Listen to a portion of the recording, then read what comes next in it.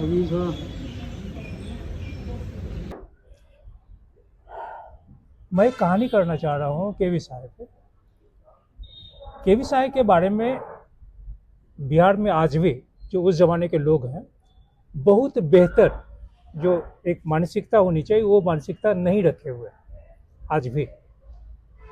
मेरा मानना है कि केवी साहब के वक्त से लेके आज तक केवी साहब ने जो राजनीति बिहार में जो एक राजनीतिक बदलाव लाने की कोशिश किए थे, प्लस बिहार में जो एक आर्थिक बदलाव लाने की कोशिश किए थे, शायद उसके बाद कोई दूसरा मुख्यमंत्री नहीं बना, ये मेरी सोच है। लेकिन बिहार में जातिगत आधार पे जितनी तरह की राजनीति होती है, उसके कारण केवी साहब को वो स्थान नहीं मिल पाया जो मिलना चाहिए था। मेरा मानना है कि शायद आप एक किताब भी लिख रहे हैं केवी साहब पे। जी हाँ। आप जरा विस्तार से बताइए अपने दादाजी के बारे में, क्योंकि बहुत कम लोग हैं जो अपने पूर्वजों के बारे में उनकी जो राजनीतिक छवि है उसको बरकरार रखे हुए हैं या आगे बढ़ाने की कोशिश करते हैं। देखिए शिवनाथ जी, आपने मुझे अपने दादा जो उनके केवी साहब के बारे में कुछ बोलने का मौका दिया अपने चैनल पे, इसके लिए मैं आपको बहुत ही आभार हूँ। और आपने दो तीन बातें कही अभी कि केवी साहब के बारे में लोगों के मन में आज के दौर में कोई अच्छी छवि या कोई छवि बनी भी नहीं इस तरीके से। मानता हूँ एक युग बीत गया। 1967 में वे मुख्यमंत्री के पद से हटे थे, 74 में उनका निधन हुआ। अगले सप्ताह 31 दिसंबर को ही उनका जन्मदिन है, बिल्कुल 128वीं जयंती है। और आपने दूसरी बात कही कि वो एक सामाजिक आर्थिक परिवर्तन लाना चाहते थे।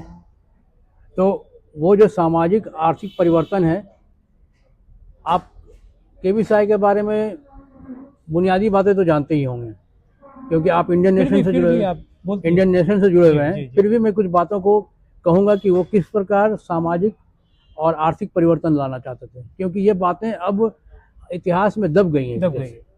और मैं इस पुस्तक में जो कि मैंने लिखा है कि आयरन मैन ऑफ बिहार, उन्हें लौह पुरुष की उपाधि जो मिली थी, मैं आपको बताऊं, ये द इंडियन नेशन के एडिटोरियल में था। बिल्कुल जिस दिन उनका निधन हुआ 3 जून 1974, 4 जून के एडिटोरियल में बेशक उस समय के पत्र न्यूज़पेपर इंडियन नेशन दरभंगा महाराज के द्वारा का अखबार था। केवी साहब जमींदारी के खिलाफ थे, बावजूद उसके उनका इतना बड़ा कलेजा था। उस समय के एडिटर को इतनी स्वतंत्रता थी। और उस समय के जो भी जनमानस में जो भी नेता या जो भी प्रबुद्ध व्यक्ति थे, चाहे वो केवी साहब हो, चाहे वो मैं कहूँगा दरभंगा महाराज थे, कि उन्होंने उन्हें लिखने की स्वतंत्रता दे रखी थी अखबार को। और उन्होंने खुलकर लिखा था कि ही was the iron man of Bihar. क्यों? क्योंकि और उसने ही कहा, इंडियन नेशन ने लिखा है कि so many institutions we build by KV साहब। बहुत सारे संस्थान जो बिहार में हैं, इवन जो विद्यापति भवन है वो भी केवी साहब का ही योगदान है। बिल्कुल। तो जबकि वो विद्यापति दरभंगा थे, दरभंगा में ही मिथिला महाराज हैं और दरभंगा महाराज हैं। तो कहने का मतलब ये जो सामाजिक आर्थिक परिवर्तन केवी साहब लाना चाहते थे, उसके मैं आपको कहूँ, मैं पुस्तक में भी इसका विवरण क्या हूँ बहुत विस्तार में मैं आपको संक्षिप्त में बताऊँगा। वो तीन समय में तीन चरणों में हुआ है। पहला चरण मैं मानूंगा, और वो भी उसके पक्षधर थे केवी कृष्ण बल्लभ बाबू भी। वो चाहते थे कि जमींदारी उन्मूलन हो, ताकि जो रैयत हैं, जो गरीब किसान हैं, उनको जमीन का मालिकाना हक मिले। जमींदारी उन्मूलन हुआ 1952 में। 1951 में पहला संविधान संशोधन करना पड़ा, और फिर ये हुआ 1952 तक। ये जो जमींदारी उन्मूलन के बाद गया, हजारीबाग, शाहाबाद और मुंगेर और दरभंगा, यहाँ की जमींदारियाँ जो 1812 जमींदारियाँ थी, वो सरकार के कब्जे में आई और वो फिर ज़मीन गरीबों में बटा। इसमें कितना वो इफेक्टिव हुआ, कितना वो यूज़फुल हुआ, मैं इसमें नहीं जाना चाहूँगा, क्योंकि उसमें बहुत सारी बातें थी। अगड़ा वर्ग, पिछड़ा वर्ग की संघर्ष थे, मगर उनका एक प्रयास था। उस प्रयास को आप नकार नहीं सकते। और इस प्रयास में उन्होंने अपने उन पर कातिलाना हमला भी हुआ था सितंबर 1947 में। बावजूद उसके इसमें लगे रहे, और ना ही लगे रहे पर इसको आगे सरंजाम दिए। बिल्कुल 1952 में जमींदारियां वापस सरकार के पास आने लगी और ज़मीनों का बंटवारा होने लगा। भूदान आंदोलन भी उस समय चल रहा था। तो ये एक चरण था, मैं मानूंगा कि ये एक चरण था। ये नहीं था कि इसके बाद हमने पूरा सामाजिक परिवर्तन ला दिया।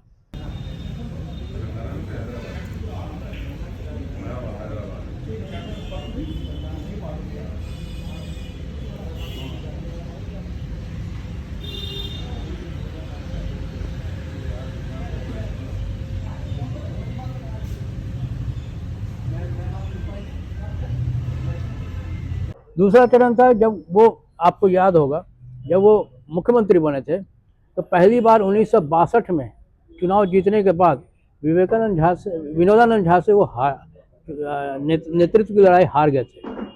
उन्हें ये बात समझ में आई कि बावजूद इसके जितने भी योग्य हूँ, यदि मैं अपना सामाजिक और जातिगत वो तालमेल नहीं बनाऊंगा तो नहीं जीतूंगा। बिल्कुल।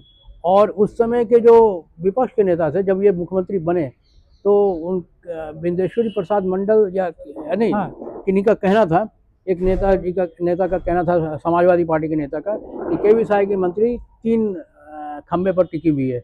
एक राजपूत है जो स्वतंत्र बाबू थे, एक भूमियार है जो महेश बाबू थे, और तीसरा ओबीसी SC ST मुस्लिम जिसको केवी साई रिप्रेजेंट करते थे। केवी साई जो रिप्रेजेंट करते थे वो यादव, कोयरी, कुर्मी, ये इसको त्रिवेणी संघ करते थे। बिल्कुल।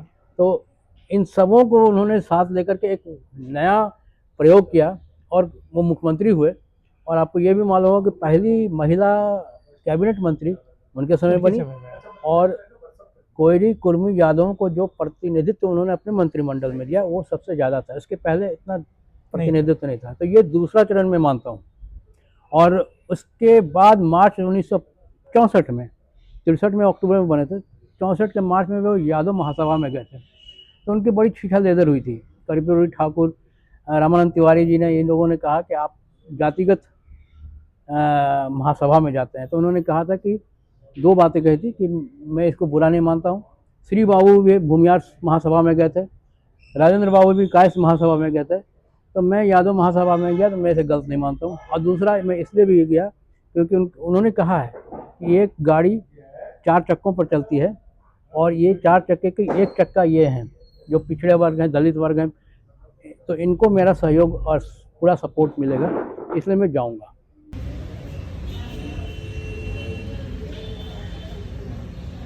कर्पूरी ठाकुर को जो हम 70s में चलते हैं, 60 के दशक में, लेकिन 70 के दशक से मैं देख रहा हूँ तो 70s के बाद में आज की तारीख में राजनीति की बात छोड़ दीजिएगा, कर्पूरी ठाकुर को जिस तरह से लोगों ने, या कर्पूरी ठाकुर के नाम पे जिस तरह से राजनीति हुई, वो केवी साई के नाम पे नहीं हुई। केवी साई को वो स्थान नहीं मिल पाया जो राजनीति में, आज की राजनीति में अगर भारत रत्न की उपाधि केवी साई को, कर्पूरी ठाकुर को मिल सकता है, तो सामाजिक न्याय के बारे में इनका भी जो योगदान जितना है वो शायद। देखिए, मेरा मानना है ना कि केवी साई ने जो भी किया, उन्होंने इसको मतलब इस तरीके से नहीं किया कि मैं इससे नाम कमाऊं। मैं बहुत स्पष्ट करता हूँ। हाँ, ठीक है। 1964 में मई महीना में जवाहरलाल नेहरू अंतिम बार बिहार आए थे, 10 मई को आए थे, और लास्ट वीक में उनका निधन हुआ था। और उस समय आप देखेंगे कि जो वाल्मीकि नगर है, जैसे आज पहले भैंसा लोटन करते थे, वहीं पर नेपाल के राजा और गंडक परियोजना का कुछ उन्होंने उद्घाटन किया था, और उन्होंने उसका नाम चेंज किया वाल्मीकि नगर, क्योंकि वाल्मीकि मुनि का आश्रम वही पास में है। ये मैंने नेशनल आर्काइव्स में ये सब मैंने पढ़ा है, और उन्होंने इसका नाम बदल दिया। आज के ज़माने में, आज के दौर में आप दिल्ली में भी देखेंगे कि वाल्मीकि जी के नाम पर कितनी राजनीति होती है, मगर उन्होंने जब किया तो उन्होंने इसका कोई प्रचार प्रसार नहीं किया। यही हाल था आप केवी साई साहब का पोता, हाँ, तीसरी पीढ़ी के हैं। हाँ, और केवी साई को मृत्यु को प्राप्त किए हुए अधिक दिन नहीं हुए, 74 3 तारीख, माने 50 साल हो गए। 50 साल मृत्यु को हुआ। इस बात बीच में आपके पिताजी हुए, आप हो गए। केवी साई को आप कैसे लेते हैं? केवी साई को मैं ये मानूंगा कि मैं ये देखता हूँ, जब पढ़ता हूँ उनके बारे में और समझता हूँ, तो मुझे ये समझ में आता है कि he was a person who was never well understood, and he was a person who never advocated his side of the story. उन्होंने अपनी बातें कभी नहीं कही, वो काम करते रहे, पर उन्होंने अपनी बात, अपना पक्ष कहीं किसी के सामने नहीं रखा। तो ये, और जबकि उन्होंने कहा भी था कि मेरे पास दिमाग है, हाथ है, मगर मेरे पास जवान नहीं है, मैं जवान का कड़ा हूँ। जवान के इतने कड़े स्पष्ट थे, वक्ता थे, वो याद है। स्पष्ट वक्ता थे, तो इसलिए वो काम करते थे, केवल काम ही करते थे, बोलते नहीं थे। और उन्होंने कहा भी कि हम लोग गांधी जी के नक्शे कदम पर चलते हैं, मेरा काम बोलेगा, मैं बोलने के लिए नहीं यहाँ। आजकल का जैसा प्रचार प्रसार होता है वो नहीं करते थे।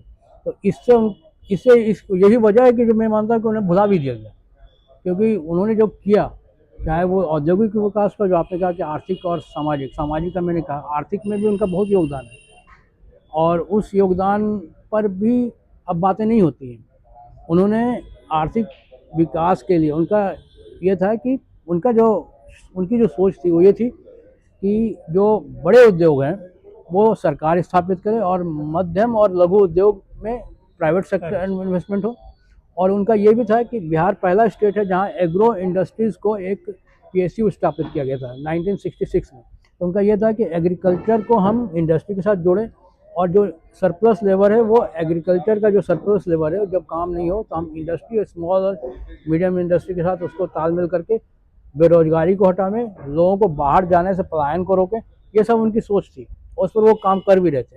मगर आपको मालूम है 65, 66, 67 में इतनी भयंकर सुखाड़ हुई थी, उसके वजह से वो काम करने के बावजूद इतना उन लोगों में एक रोष व्याप्त हुआ, और उस रोष को जो विपक्षी दलों ने जो हवाएं दी, तो उनको बावजूद उसके, इन कठिन परिस्थितियों के भी वो अपने काम करते रहे, मगर उन्होंने कभी काम पीछे नहीं का हटा। प्रचार नहीं नहीं किया, और इस वजह से उनको अब भुला भी दिया गया।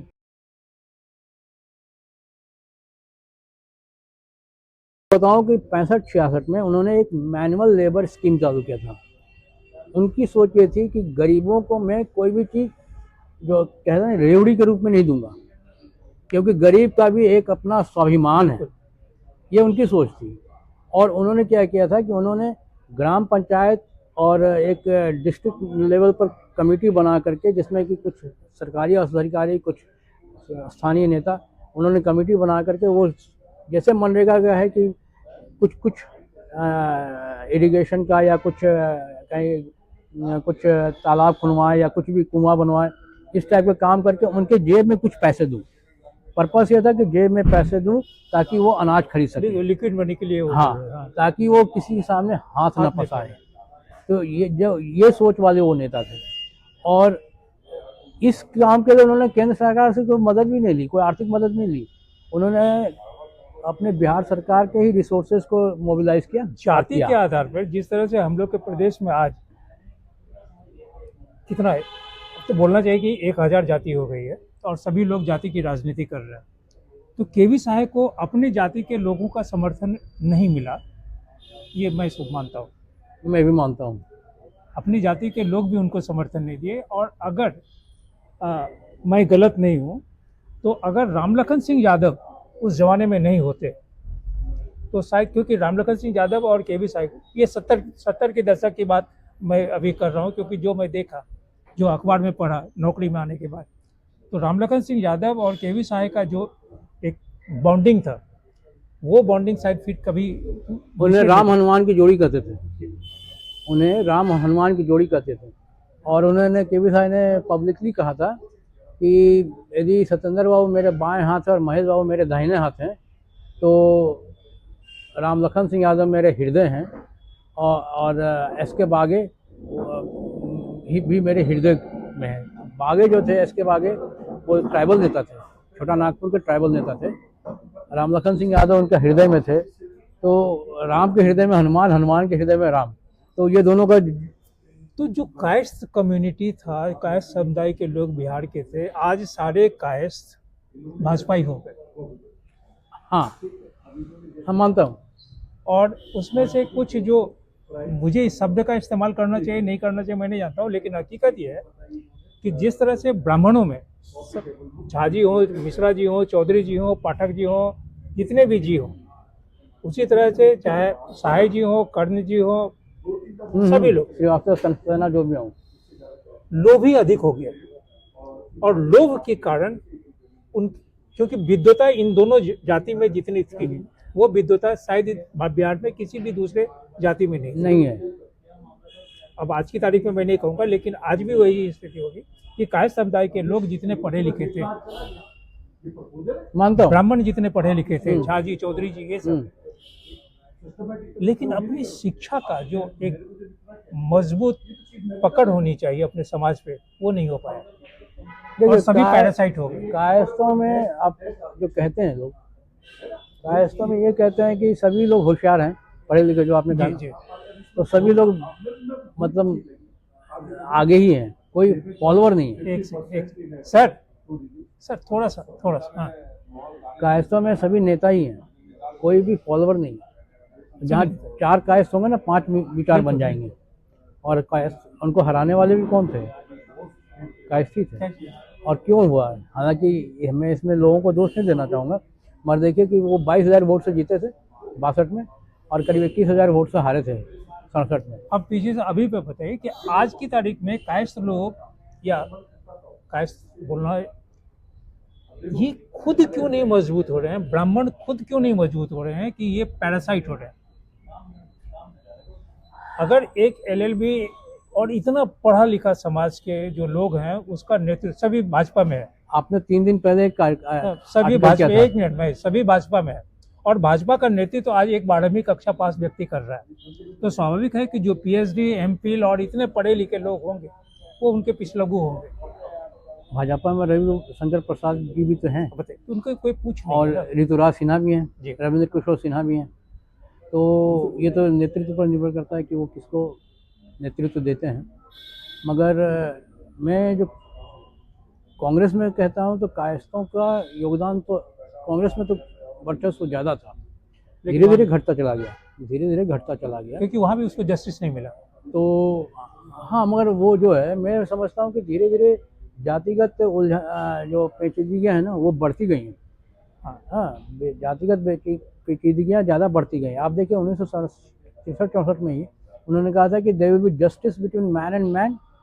केवी साहब का कहना था, क्या I have only 2 objective, there will be justice between man and man, मतलब मुंह देखकर मैं न्याय नहीं करूँगा, और I will try to bring down casteism, जाति को मैं कमज़ोर, मैंने कहा जातिगत भावनाएं को मैं कम करने की कोशिश करूँगा। उसके लिए उन्होंने क्या किया था? उन्होंने सबसे ज़्यादा जोर दिया था शिक्षा पर दिया था। मगर फिर भी 3.5-4 साल के जो अपने काल में आप देखिए, ब्लॉक लेवल तक एक बालिका विद्यालय उन्होंने स्थापित कर लिया था उस समय। उनका ये भी मानना था कि जो क्रिश्चियन मिशनरीज हैं साउथ में, साउथ बिहार मतलब आज के झारखंड, उनका कहना था कि झारखंड में जो क्रिश्चियन मिशनरीज हैं, उनको they should open their gate for all the tribals, ताकि सारे ट्राइबल को पढ़ने का मौका मिले। बिल्कुल। हाँ, पर्पस क्या था? पर्पस ये था कि ये लोग एजुकेशन हो, एजुकेशन से एनलाइटनमेंट आएगा, फिर वो जात के आधार पर वोट वगैरह से दूर होगा।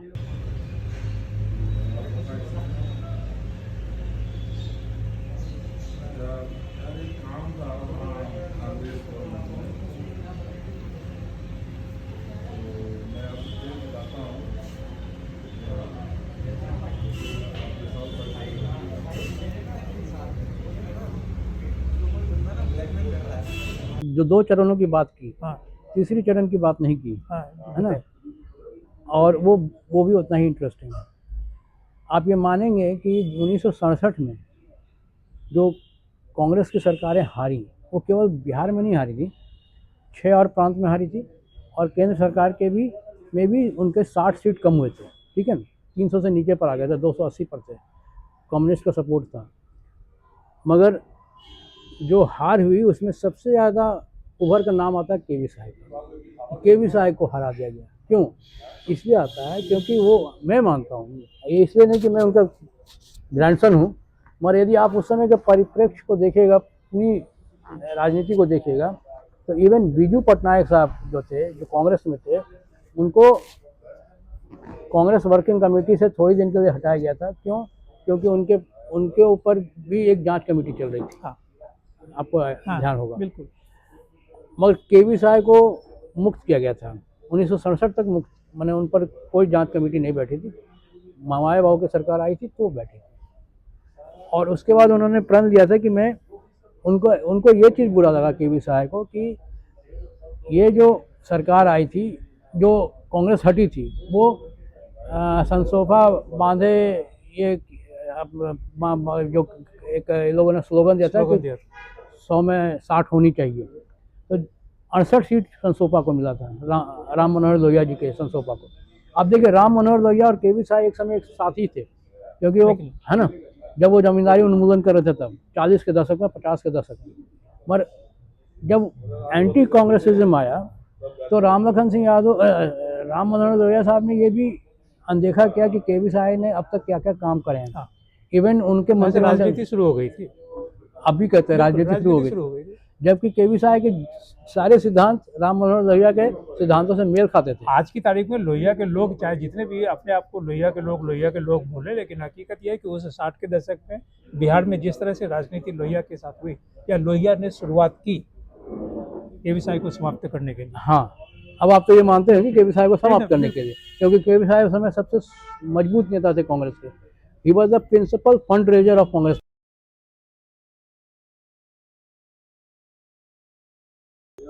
आपने जो किताब लिखा है, क्या देखिए, उसमें फायरिंग का जिक्र है? एकदम जिक्र है। देखिए, जब ये जो मैंने, आप देखेंगे कि उस समय दो चीज़ें साथ साथ चल रही थी। एक कि जो सुखाड़ का था, बिल्कुल। हाँ, वो सुखाड़ जो ऐसा था कि इन अनप्रेसिडेंटेड सुखाड़ था इन अ सेंचुरी। 65-66 में हुआ, 66-67 में भी हुआ। 65-66 में मुख्यमंत्री प्रधानमंत्री शास्त्री जी थे, 66-67 में इंदिरा गांधी। और साथ ही साथ एक हमें इसे मैं कहूँगा कि एक नैरेटिव चला कि इसी आधार पर नॉन गजेटेड एम्प्लॉयज़ का भी आंदोलन हुआ, जिसमें चल रहा था। हाँ, और तीसरा फिर इन लोगों ने फिर छात्रों को के लिए आ गया। को भी उकसाया, चाहे जो वजह से होती, फेल होने के बाद भी पास होना है, जो भी वजह, जो कि उन्हें केवी साहब को जायज़ नहीं लगा। और जायज़ नहीं लगने की वजह से उन्होंने, आप देखेंगे कि 1965 में ही नालंदा में वो भाषण देते हुए आधे भाषण में रोक करके उन्होंने कहा कि तुम लोग यदि नहीं सुधरोगे, कॉलेज में दे रहे थे, नालंदा कॉलेज में, तो मैं अभी तक एक अभिभावक की तरह बोल रहा हूँ, और फिर मुझे मजबूर मत करो कि मैं कानून के तरह से आप लोगों को ट्रीट करने लगूँ। जब मैं कानून के तरह से आपको लोगों के साथ ट्रीट करूँगा तो फिर मैं कानून की तरह ही, फिर law and order will take over, उन्होंने ही कहा था। और उनकी ये कोशिश रहती थी, उन्होंने स्कूल के प्रिंसिपल, वाइस चांसलरों को भी ये हिदायत दी कि आप जातिगत मुद्दे पर ना जाएं, बच्चों को पढ़ाने पर ध्यान दें, बच्चों में वैमनस्य न पैदा करें। वो उसके पीछे की क्या इतिहास रही होगी, जो उन्होंने पाया होगा, उसके आधार पर उन्होंने बोला। और बच्चों को हमेशा समझाते रहे। हजारीबाग में एक ऐसी घटना हुई थी, तो वहाँ भी उन्होंने अभिभावकों को बुला के बच्चों को कि भाई आप अपने बच्चों को संभाल कर रखिए, हम कोई कड़ा कदम नहीं उठाना चाहते। ये काम 64 से 65 से चल रहा था, बिल्कुल, और ये चलता चला आ रहा था। और उसके बाद मैं आपको सिन्हा जी ये बोलूँगा कि बहुत सारे जो ऐसे, हम इंडियन नेशन और सर्चलाइट के जो कवरेज है उसको पढ़ के बता रहा हूँ, क्योंकि मैंने उसको कोट किया है अपने पुस्तक में। मेरा मानना है कि इसमें छात्रों का आंदोलन प्रायः शांति होता था, पीसफुल होता था, लेकिन पॉलिटिशियन उसको उकसाते थे, इस्तेमाल किया। ये मैं 67 का आंदोलन, 74 का आंदोलन। तो 67 में जो भी पुलिस फायरिंग हुई, वो मजबूरन करना पड़ा उन्हें। और फिर आप ये भी मानेंगे कि एक 1955 में भी पुलिस फायरिंग हुई थी, जिसमें दीनानाथ पांडे का निधन हुआ था, बीएन कॉलेज का छात्र था, जिसमें कि श्री बाबू ने एक जांच आयोग भी बैठाया था जस्टिस एस.के. दास के अंडर में, और जिसमें उन्होंने बहुत ही वो प्रोमिनेंटली आया था कि वो नंगे पांव विधानसभा में आए थे और कहते मेरे बेटे की मृत्यु हो गई है, ऐसा कुछ उन्होंने कहा था। मगर 67 के जब ये घटना घटी थी, उन्हें के कामराज ने कहा कि आप इस पर जांच आयोग बैठा दीजिए, आप कहने मतलब 1-2 अधिकारियों को नाप दीजिए। और उन्होंने ये काम नहीं किया। क्यों नहीं किया? क्योंकि वो कहता था कि डिसीजन मेरा है। ऐसे नेता आपको आज के दौर में नहीं मिले, है ना। तो मैं इस परिप्रेक्ष्य में देखता हूँ कि उन्हें मालूम था, क्या उन्हें नहीं मालूम था कि मैं यदि ये जिम्मेवारी अपने पर लूँगा तो लोगों का रोज हम पर फूटेगा और मैं हारूंगा चुनाव।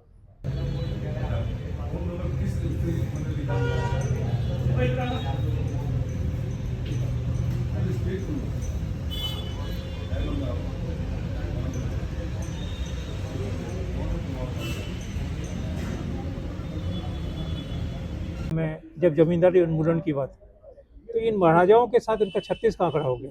हाँ, श्यामनंदन सहाय मुजफ्फरपुर, चंद्रेश्वर प्रसाद नारायण सिन्हा वो भी जमींदार, हालांकि उस समय काश जमींदार भी हुआ करते थे। हाँ, बहुत। हाँ। हाँ, अब के ज़माने में कोई भी ऐसे नहीं मिलेगा आपको। अरे हमारे लिए तो आप भी जमींदार हैं। नहीं नहीं, क्या बात? देखिए आप नहीं, मैं इस बात को विरोध करूंगा।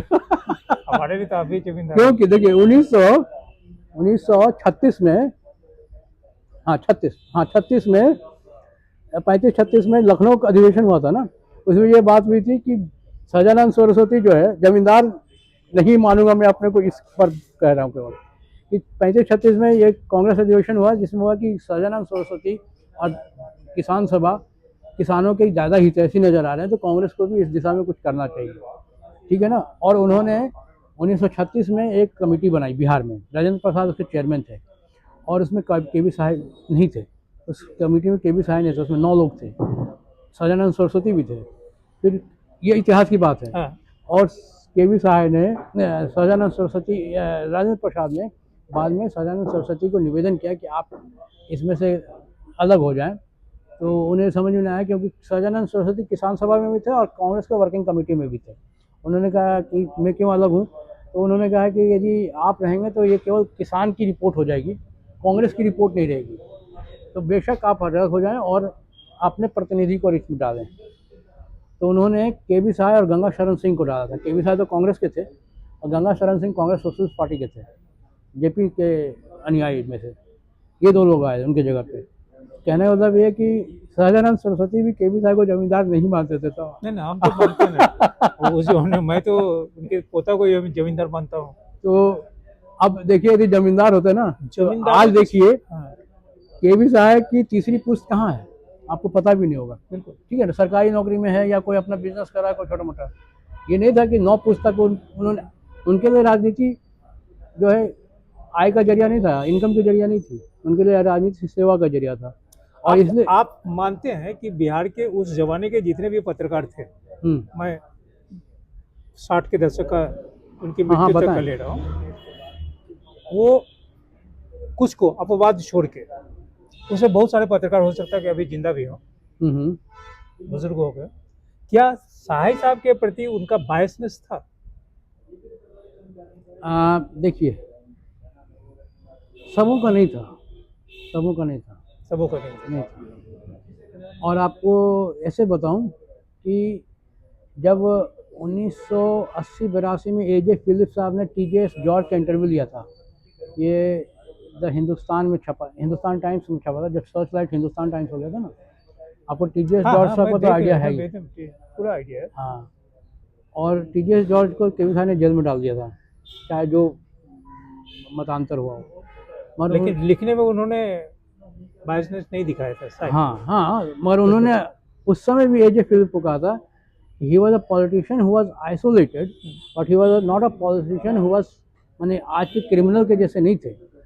उन्होंने क्या किया, उन्होंने मुझे केवल जेल में डाल दिया। आज के पॉलिटिशियन होते तो उड़ीसा में जो पत्रकार की पत्नी के साथ उन लोगों ने किया, तो कुछ भी कर सकते। और संजोग से देखिए, ये जो बात आप बोल रहे हैं, आज की तारीख में फिलिप साहब भी हैं। हाँ, ए.जे. फिलिप। मैं उम्मीद करता हूँ कि ये जब कहानी सुनेंगे फिलिप साहब, मैं उनसे संपर्क में हूँ। अच्छा, तो कहने का मतलब है कि बावजूद उसके कि उन्होंने उसको जेल में डाला था, और मगर उनके प्रति उनके पास कोई वैमनस्य नहीं था, ना ही के.वी. सहाय के हृदय में उनके प्रति वैमनस्य था। वो आपस में कुछ टकराव हुआ, मगर इन द लॉन्ग रन एक रिलेशनशिप जो था वो था। फिर हमको जमींदार वाला उत्तर दीजिए कि जमींदारी में जितने भी राजा थे, खास करके दरभंगा पे है, उनका 36 का आंकड़ा था क्या दरभंगा महाराज के साथ?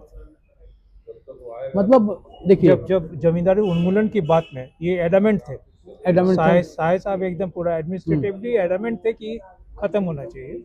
केस मुकदमा भी हुआ था, बहुत सारी बातें हुई थी। तो क्या इन दोनों का 36 का नाता रहा या फिर बीच में शांत हुआ? देखिए, मैं आपको एक कहा ना कि के.वी. सहाय ने विद्यापति भवन का भी यहाँ पर निर्माण किया, केवी सहाय का यदि आप 63 से 67 का बात कर पढ़ेंगे ना, गिरीन्द्र मोहन मिश्रा हैं। इन मोहन मिश्रा हाँ शायद थे, अब नहीं थे, है, हाँ वो वो, ट्रस्टी, हाँ एक ट्रस्टी थे। है ना, दरभंगा महाराज के ना। बिल्कुल और he was also the custodian of the will of बिल्कुल दरभंगा महाराज के। उन्होंने उनको कहा था, और ये गिरीन्द्र मोहन मिश्रा जी का वक्तव्य था, जो कोई मंच पर उन्होंने कहा कि मैं मिथिला यूनिवर्सिटी बना के छोड़ूंगा, केवी साई ने कहा था कि मुझे मिथिला यूनिवर्सिटी बनानी है। और उन्होंने कहा था कि केवी साई जो भी कहते हैं वो करते हैं, तो ये करके दिखाएंगे। हालांकि फिर उनको समय नहीं मिला, ये उनको कहने मतलब वो 36 का आंकड़ा था, मगर ये कोई व्यक्तिगत नहीं था।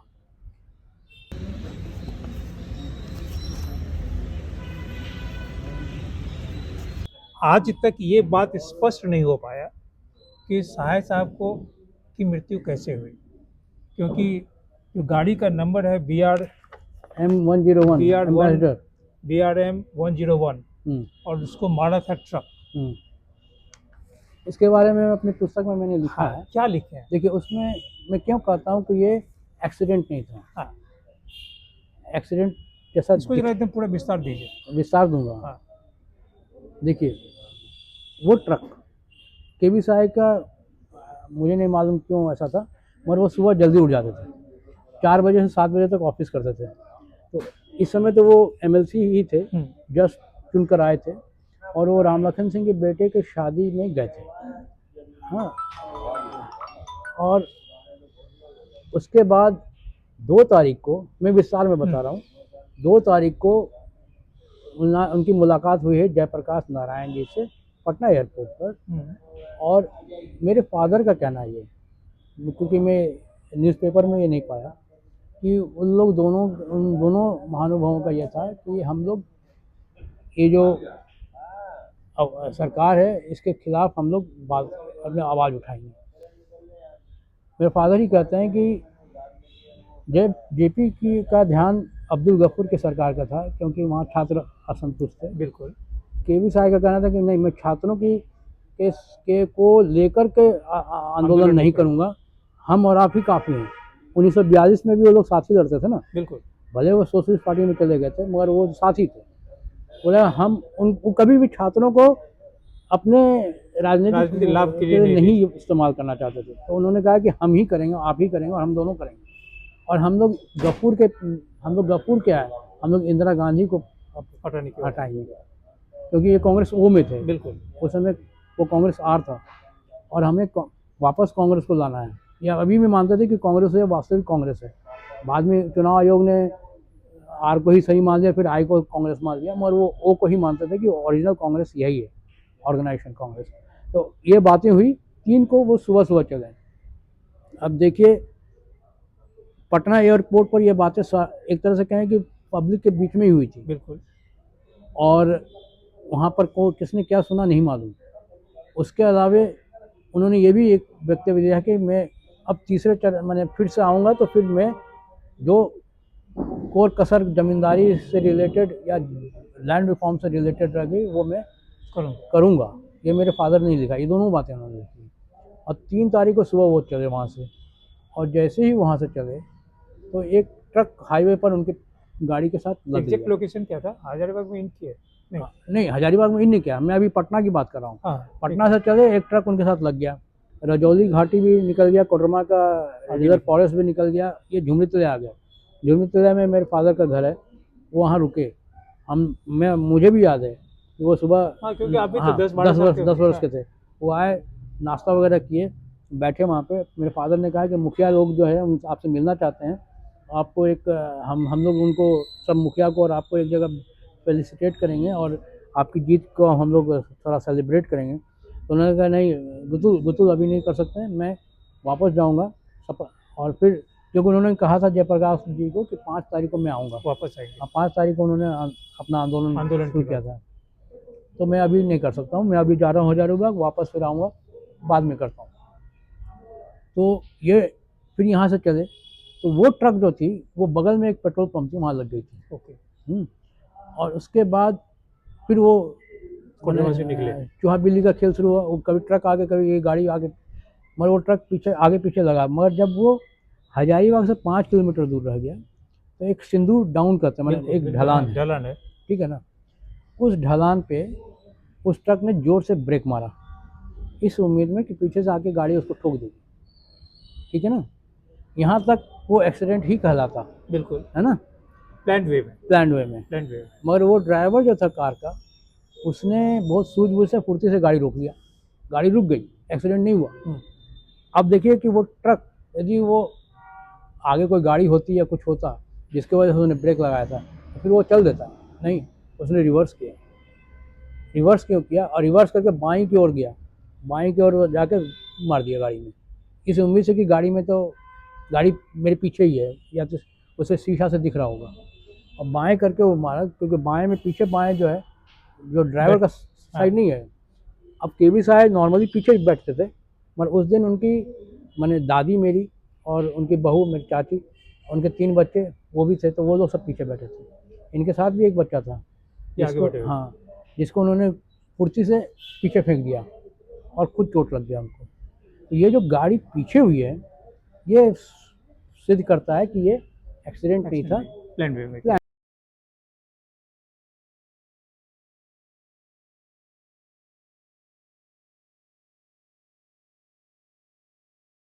आपकी खासियत ये है जी, कि ये केवी साहब को as a leader, as a visionary leader हुँ,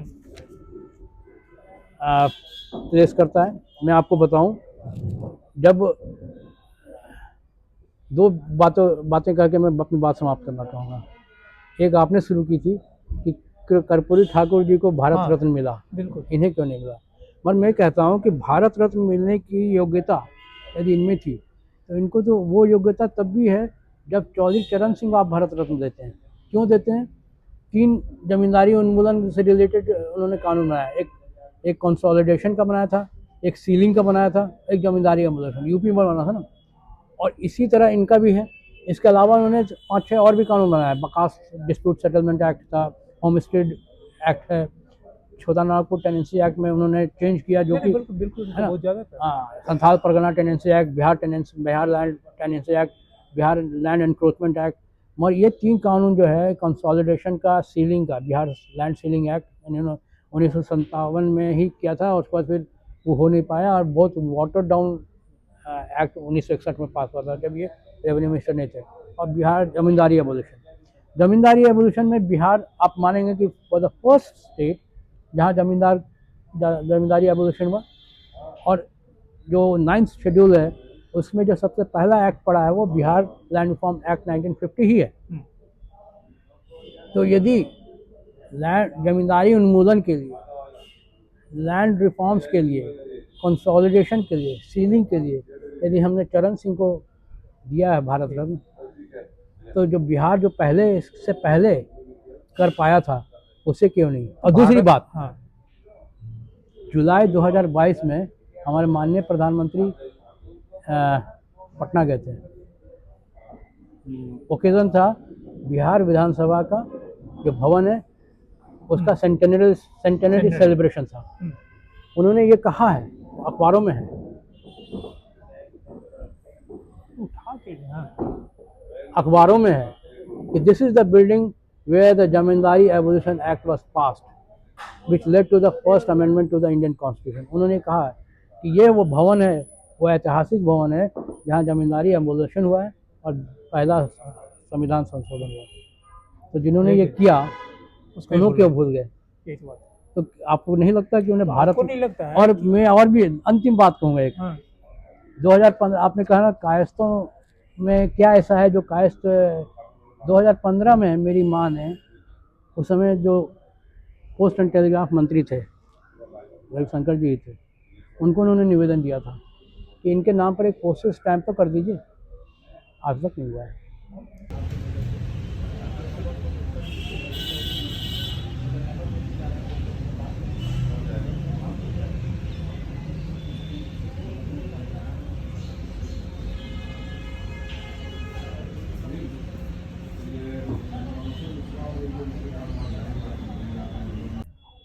इन्हीं के समय में एक बहुत महत्वपूर्ण कमीशन बना था, इसका भी जिक्र उम्मीद करते हैं आप किताब में किए होंगे, अय्यर कमीशन। जी हाँ, क्या है और अय्यर कमीशन का फाइंडिंग के बाद आप अपनी किताब में उसको क्या स्थान दिए? हाँ, अय्यर कमीशन 1968 में महामाया बाबू की सरकार तो जब आई, अय्यर कमीशन का फॉर्मेशन महाबायो द्वारा किया गया था, क्या यह बायस था? एकदम ही बायस है। देखिए, 1965 से लेके 1967 तक विपक्षी दलों ने 3 बार प्रयास किए। एक बार जब राधा कृष्णन जी राष्ट्रपति थे, तो भोलानाथ सिंह और 2-3 नेता, वो लोगों ने उनके पास रिप्रेजेंटेशन दिए थे। उस समय शास्त्री जी प्रधानमंत्री थे, 1965 की बात, और उसकी जांच भी हुई और फिर उन्हें कहा गया कि इसमें कोई ऐसा इनका there may be some procedural lapses but not an intention for corruption. हाँ, उसे इन लोगों ने नहीं माना, जबकि उसी में बीजू पटनायक के प्रति कुछ स्टेटमेंट थे। दोनों जांच एक साथ चल रही थी उस समय। 4 लोगों के खिलाफ चल रही थी, वीरेंद्र मित्रा उड़ीसा, नजरी गप्पा तमिलनाडु, के सहाय और एक और, तो हाँ, अब बीजू पटनायक जी। उसके बाद फिर दूसरी बार उन लोगों ने ये प्रयास किया कि जब शास्त्री जी चले गए, तो इन्होंने इंदिरा गांधी के सामने एक बार फिर से वो प्रयास किया। इंदिरा गांधी ने उस समय जो लॉ मिनिस्टर थे GS पाठक, जो कि बाद में बन गए वाइस प्रेसिडेंट ऑफ इंडिया, उन्होंने उन लोगों को बुलाया और उन लोगों से सप्लीमेंट्री कंप्लेंट्स भी लिए। ऐसा नहीं था कि उन्होंने लीक पोत कर दिया, ये है रिकॉर्डिंग। बुला करके उन लोगों से जो जितने भी थे उनसे सप्लीमेंट्री कंप्लेंट्स लिए कि और है, और डॉक्यूमेंट भी मांगे 2। फिर उन्होंने थॉरो इंक्वायरी की, इनफैक्ट बिहार सरकार से भी उन्होंने पूरी की करके उन्होंने फिर उन्होंने कहा कि ऐसा इसमें prima facie there is no such issues where, जाकि बहुत बड़ा है, ऐसी कोई बात है। तो ये 2 स्टेज पर ये ऑलरेडी मामला मामला शांत था। फिर 1966 के नवंबर में जब इंदिरा गांधी आई थी सुखाड़ के में मुआयना करने, तब राजा रामगढ़ और 2-3 लोग, इवन क्या नाम है महामाया बाबू का भी है कि वो भी गए थे। उन लोगों ने ये डिमांड रखा था कि यहाँ पर राष्ट्रपति शासन लागू किया जाए, क्योंकि ये संभाल नहीं पा रहे हैं। मगर वो भी नहीं हुआ। क्यों नहीं हुआ? क्योंकि उन्होंने कहा कि हमें, मतलब उन्होंने 2 चीज़ें रखी थी लोगों ने, कि एक तो है कि यहाँ राष्ट्रपति शासन लागू किया ताकि जो अनाज का वितरण हो सही तरीके से हो, इनके राज में नहीं हो रहा है। ये प्ली पर कि ये भ्रष्ट है, इनके अधिकारी लोग भ्रष्ट हैं, ठीक से नहीं हो रहा है। फिर उन्होंने दूसरी बात रखी थी, हमें 4 लाख टन अनाज चाहिए नवंबर महीने के लिए। जुलाई महीने से के साहब हर महीने के लिए 1.25 लाख टन मांग रहे थे, जो कि उनको नहीं मिल रहा था। हाँ, वो एक ही महीने के लिए हाँ, तो ये समझ में आ रहा था कि 4 लाख टन का ये क्या करेंगे। तो इसका मतलब कौन सही क्या गलत है, ये उनको इंदिरा गांधी को भी समझ में ये बात आई होगी। तो उन्होंने राष्ट्रपति शासन तो नहीं लागू किया, मगर जो उनके मंत्री थे सी सुब्रमण्यम और सत्येंद्र चौधरी, उस समय फाइनेंस मिनिस्टर, उन लोगों ने एक स्टेटमेंट दिया था पार्लियामेंट में कि the fault lies with the state government in poor distribution system. और उसके बाद 58 मिनट का इंटरव्यू के साहब ने दिया, एंड ही सेड कि मैं कोई भी गलती पर नहीं हूँ, मैं जुलाई से ये बात अपनी बात रख रहा हूँ, मुझे अनाज नहीं मिलेगा तो मैं अनाज कहाँ से व्यवस्था करूँगा, and any starvation death due to malnutrition will be the responsibility of the central government. Indira Gandhi बहुत ही नाराज हुई। उन्होंने के साहब को बुलाने की हिमाकत नहीं किया, उनको इतना हिम्मत नहीं हुआ, आपको बड़ा स्पष्ट बता रहा हूँ।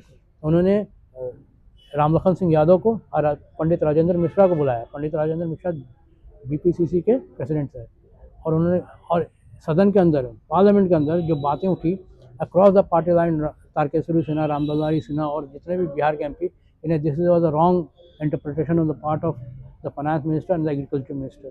बहुत हदा गुल्ला हुआ। और इंदिरा गांधी जी ने बुलाया तो फिर उन्होंने इनको नहीं बुला करके उन्होंने रामलखन सिंह यादव को और इनको बुलाया, पंडित राजेंद्र मिश्रा को। उन्होंने कहा कि sir madam, when your own minister puts a blame on your own government, Congress की तो सरकार थी, व्हाट ऑप्शन डज के साहब have then to defend himself. उसके बाद वो सुलह सफाई हुई। ये तो 67 की बात थी। मतलब कहने का मतलब ये ऐसा नहीं था कि के वी साय के लिए 63 से 67 तक बहुत स्मूथ सेलिंग था। नहीं, ये आरोप उन पर लगते रहे और ये आरोप स्वतंत्रता संग्राम के समय भी लगे थे। ऐसा नहीं, रामनारायण सिंह और सरस्वती देवी और बहुत सारे लोग थे जो कि उस समय JB कृपलानी को आरोप पत्र दिए थे। उन्होंने सरदार पटेल को भी आरोप पत्र दे रखा था। तो उस समय भी उन लोगों ने अपने तरीके से देख समझ के उसको अपना निर्णय लिया। कहने का मतलब कि एक उनकी पॉपुलैरिटी थी और एक उनका बोलने का लहजा कड़क था। हाँ, तो कड़क लहजा उनको लोगों से अलग करता था। और 67 के बाद इन्हें मौका मिला तो इन्होंने आयोग बैठाया। तो जो उस आयोग का फिर जाके एक दूसरा भी एक और कमेटी बनी थी। वो 1968 में जब Implementation बिंदेश्वर प्रसाद मंडल आ गए थे ना, हाँ, तो उन्होंने मुझोलकर कमेटी बनाई। मजोर कमेटी हाँ। बना थी। अच्छा, अय्यर कमीशन के रिपोर्ट में क्या है, यदि जो के.वी. साय का रिलेशन इंदिरा गांधी के साथ जो भी था या उस समय की सरकार के साथ जो भी था, वो चाहते तो 1968 में, उस समय तक रिपोर्ट नहीं आई थी, रिपोर्ट 70 में आई। वो चाहते 70 में इंदिरा गांधी ने उसे पब्लिक किया था। वो चाहते तो वो ऐसे 100 बस में डलवा सकते थे। बिंदेश्वर प्रसाद मंडल उनके आदमी, तो उन्होंने उनके साथी वो थे के.वी. साय, आप जानते हैं इस बात को। बिल्कुल। तो ये उन्होंने नहीं किया। बोले कि let it go and reach its logical conclusion. एक बार के लिए क्लियर ही हो जाए कि मैं भ्रष्ट हूँ कि नहीं, मतलब जो हम पर आरोप लगाते चले हैं। मगर उसमें निकला क्या? निकला कुछ नहीं, एक परसेप्शन की लड़ाई थी। और परसेप्शन की लड़ाई में वो हमेशा कहता था I am pure in my conscience and मैं कभी कोई गलत नहीं किया हूँ।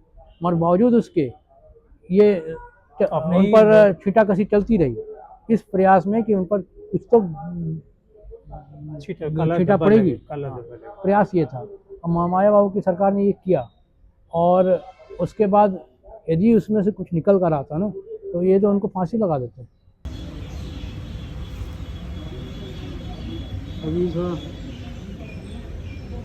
उनके नीतियों को, उनके विचारों को बहुत ही स्पष्ट रूप से दिया हूँ। उनके खिलाफ जो षड्यंत्र हुए, षड्यंत्र ही कहूँगा, उसको मैं अपने तरीके से पूरा अच्छे से जवाब दिया हूँ, ताकि उनका एक जो एक्चुअल पर्सनैलिटी था, जो एक्चुअल जो राजनेता थे, वो प्रोजेक्शन सही हो। और जो उनको उनके साथ अन्याय हुआ है, मैं अभी आपको कहा कि जब चौधरी चरण सिंह जी को मिल सकता था, क्यों नहीं मिल सकता था? कर्पूरी ठाकुर को मिल सकता था। तो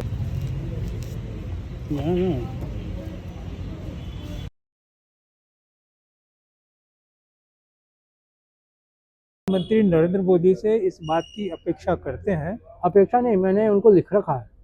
अच्छा, मैंने उनको लिख रखा है कि सर, जो बात मैंने कहा कि सर आपने जुलाई 2022 में विधानसभा का सेंटेनरी सेलिब्रेशन में कहा है, तो मैं माननीय प्रधानमंत्री महोदय का ध्यान आकर्षित करना चाहता हूँ कि इस ऐतिहासिक कदम के पीछे जो व्यक्ति थे, जो नेता थे, उनको क्यों विसार दे रहे हैं? उन्हें इसी आधार पर आपने चरण सिंह को दिया है भारत का, तो इन्हें क्यों नहीं दे रहे हैं? तो ये इसके हकदार हैं, ये कोई भीख नहीं मांग रहे, ये इनके।